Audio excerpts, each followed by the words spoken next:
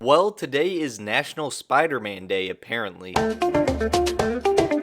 So in honor of that, I thought it would be perfect to rank all of the theatrically released Spider-Man films. Keep in mind though, for this list, it's just my opinion, and I would love to hear your ranking in the comments section down below. Also, this is just going to be the Spider-Man movies, not the spin-offs that just focus on the villains. And without any further ado, let's hop right into the ranking. Coming in last place is The Amazing Spider-Man 2. And to be clear, even though this is in last place, I don't think it's a straight up bad film. There are definitely some redeeming qualities in here. As a matter of fact, I would probably give it a 6.5 out of 10. And what does really work about this movie is visually, it's really good. From the cinematography to the costume design, there's also some really good action as usual. And I know everyone says this, but the dynamic between Peter and Gwen is some pretty good romance. But the thing about this movie that makes it at the bottom of the list is that it's very ambitious. It tries to have too many different villains, too many different plot points, so they all kind of feel a little bit underdeveloped and rushed. And with the different villains, I don't think any of them are that great. Obviously, you have Electro, who I think was improved upon in No Way Home, but in this movie, his motivation wasn't really that good. His origin of falling into a tank of eels wasn't really that good either. And he also just seemed a little bit too goofy, not really compatible with the other villains, who also weren't very great. Obviously, you had the Green Goblin in here, which was Harry Osborn, but it was just nowhere near on the same level as Harry Osborn in the original Spider-Man trilogy. And his descent into madness is just way too rushed, way too underdeveloped. And then you also have the Rhino in this movie, which is nothing like the comic counterpart of the character. So all in all, it's an enjoyable movie, but it is very flawed.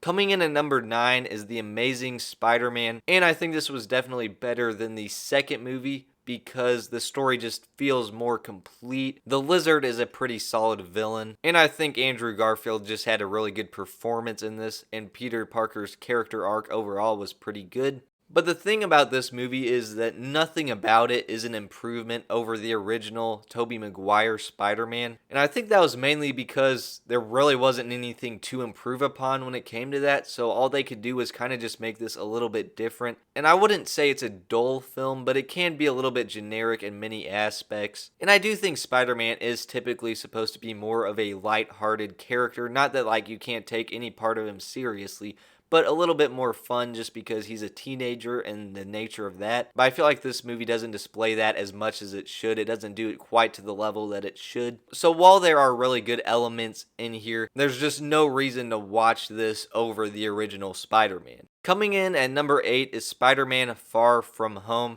And overall, I thought this was a pretty fun film. There's a lot of fun elements in here, and Mysterio was definitely a cool villain. It also has some really good action sequences, especially the final battle, and some really good visuals overall, especially with just what they're able to do with Mysterio. The thing about this movie, though, is that it doesn't really feel that much like a Spider-Man movie, because Spider-Man is in Paris or wherever he went on the trip in this movie, not New York. And just given the nature of the plot and that kind of stuff, it just feels more like Iron Boy than Spider-Man. And there's not really anything in particular that I have against it, but it does feel a little bit off-putting, a little underwhelming when you compare it to the other Spider-Man movies, but it's still pretty enjoyable at the end of the day. Coming in at number 7 is Spider-Man 3. This was easily the weakest installment into the Tobey Maguire Spider-Man trilogy, and it's just a movie where they had a bit too much going on. Obviously, it has 3 villains, and in order for all of them to contribute to the story, it kind of has to sideline all of them at different points in the movie. And the CGI and green screen and all that stuff doesn't really feel as good as it did in the other movies, even though this was the 3rd installment. And just a lot of the plot points feel underdeveloped because there's a bit too much going on. Still though, many parts of it are enjoyable, and Bully Maguire is just absolutely awesome.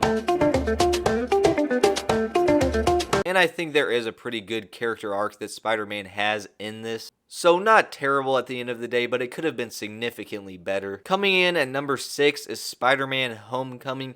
And to be clear, there's a bit of a gap between number 7 and number 6. If this was a tier list, we pretty much would have just jumped from the C tier to the A tier, and there's just no B tier. And when it comes to this movie, there really isn't that much to say other than it's just fun, it's lighthearted, and it's just nice that this movie is able to exist. In so many Marvel movies nowadays, the threat has to be like the end of the world, and that's not really what it is in this movie. It's just a simple story about Spider-Man trying to prove to Iron Man that he's responsible. And you have Michael Keaton as the Vulture, who's just a really good villain. And there's just a lot of fun stuff that happens in this movie, especially with Peter being in high school. And this might even be the funniest movie on this list. I think the strength of this movie is just how simple it is, but it's very effective. It's a lot of fun. Coming in at number 5 is Spider-Man Into the Spider-Verse. And this was the first kind of multiverse film I think that really Marvel did in general. And for being a multiverse film, it is actually pretty straightforward. Obviously, the animation style is really cool, and I think it's inspired a lot of other animated movies to have different kind of unique styles. The characters are just a lot of fun in this movie, and it's really non-stop excitement. But it also really has a heart. There's emotion in it. So it's just a really fun movie overall that's also just pretty well written. Coming in at number 4 is Spider-Man Across the Spider-Verse. And in all honesty, I feel like Into the Spider-Verse and Across the Spider-Verse are kind of pretty much at the same level. And it just comes to personal preference of, do you prefer more simple or more complex? And I think overall, I would probably say complex if it's a multiverse film, because if it's going to be multiverse, probably the bigger the better. And this film pretty much just takes off right where the last film left off, with Miles Morales being the new Spider-Man. And it's just a really great time seeing his character arc as all these different people are telling him these different things. And he wants to save everyone without messing up the canon. And there's just a ton of little Easter eggs and different cameos from different Spider-Men. So overall, I think it's a pretty great film, but I wouldn't go as far to say that it's the greatest comic book movie of all time like many people are saying, but it is really well made. Coming in at number 3 is Spider-Man No Way Home.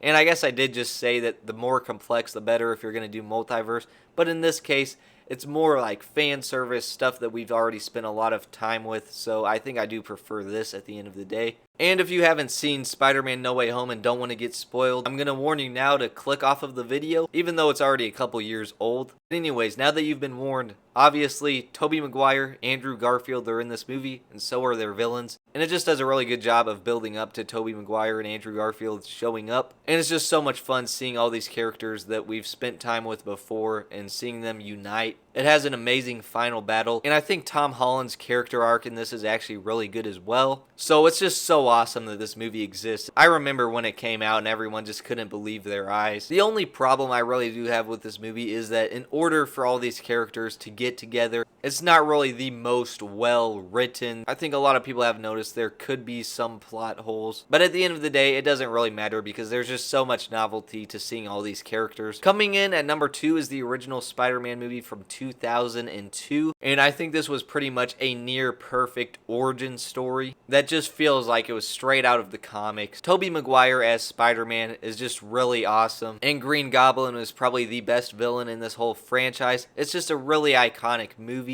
All of the action and character development is all done phenomenally. The cinematography is also really good, and in terms of special effects and CGI, this was definitely a pioneer. So this is just a super rewatchable movie, a classic origin story. It's just really neat. But coming in at number 1 is Spider-Man 2, and this is one of, if not my favorite comic book movie of all time. And obviously everyone's entitled to their own opinion, but I feel like not putting this at number 1 is the equivalent, if not a worse offense, than not putting Empire Strikes Back as number 1 in the Star Wars ranking. This is the only film on this list that I feel like I can't even come up with nitpicks for it. It is just perfection. And what really works is just the simplicity of the story of Peter trying to balance his personal life with being a superhero. And I don't think I've seen any other movie that really made you care for a character as much as this movie makes you care for the main character of Peter Parker. So it's just really good in that regard. This also has some of the best action in the franchise, especially with the train sequence and the final battle. All that great stuff. But overall, that was my ranking. Again, let me know yours in the comment section down below. As always, thank you guys so much for watching. And remember, with great power comes great responsibility.